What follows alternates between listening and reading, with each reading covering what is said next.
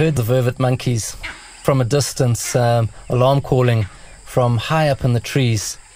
They were looking downwards, and we looked below them, and there, very well hidden, was a young male leopard.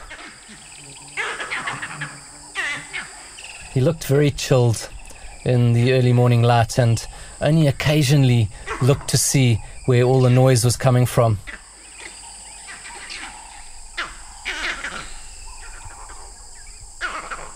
Eventually he fell asleep, and after a while the vervets moved off.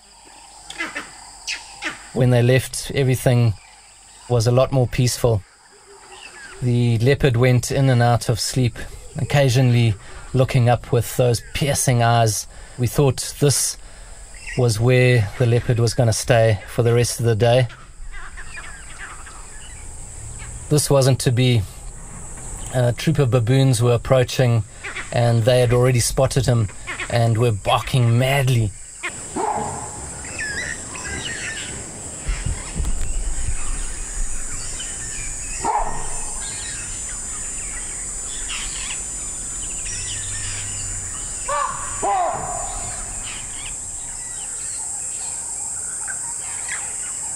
Before the baboons could get within 100 meters of him, he moved down the tree and moved away from them.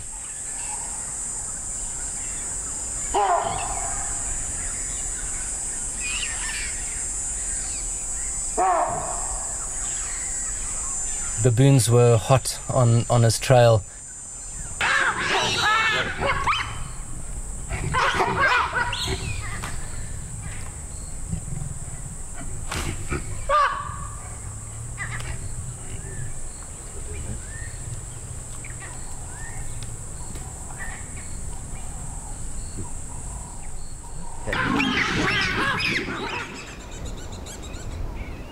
We battled to get the last encounter. We heard it, but it was really difficult to make our way through the forest.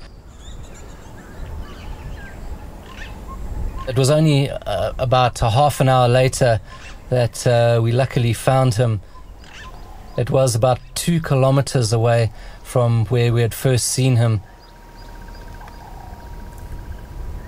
He moved again and scent marked as he went, until he eventually settled in a shady spot under a masebi tree, where he spent most of the day.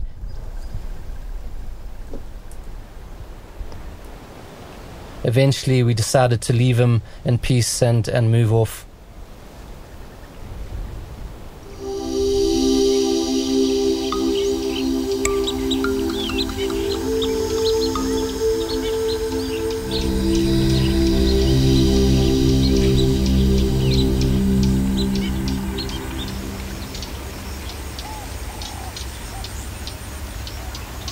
These are black-winged stilts, probably 100 or so of them in this flooded paddy field. They're a resident bird in the Bangkok area and also in some parts of the southern peninsular part of Thailand, but here in the north they are just visitors over the winter months.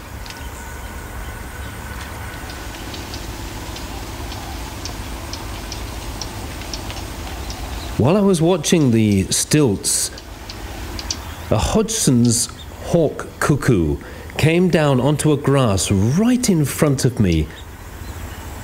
It's the very first time I've seen one of these birds. They're not distributed very widely in the north of Thailand. They're more commonly found in the south.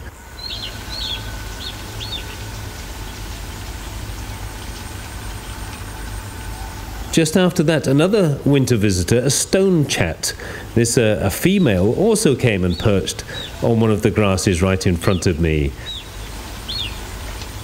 Away to my right, several little grebes were darting to and fro around a patch of lotus leaves, clearly catching insects every now and then, darting and swiveling the head from one side to the other.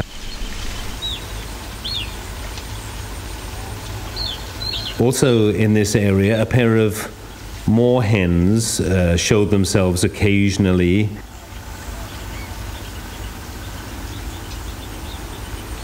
in amongst that thicker weed on the side, I also caught a brief glimpse of a white-breasted water hen.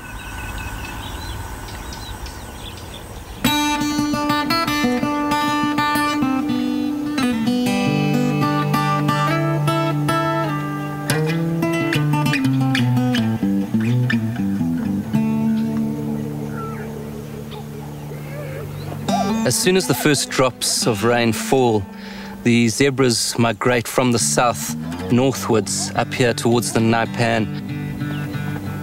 This migration has been passed down from generation to generation. The rain gives the landscape new life in every sense. There's plenty of water to drink. The grass is nutritious for grazing, and it sets up the ideal environment for the zebra to start foaling.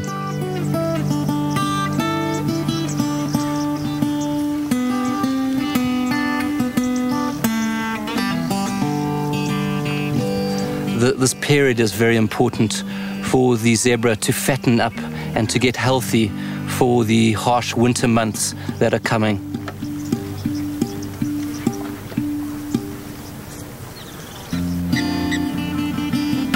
While the zebra were drinking, a jackal joined them, and they didn't seem too bothered by the jackal.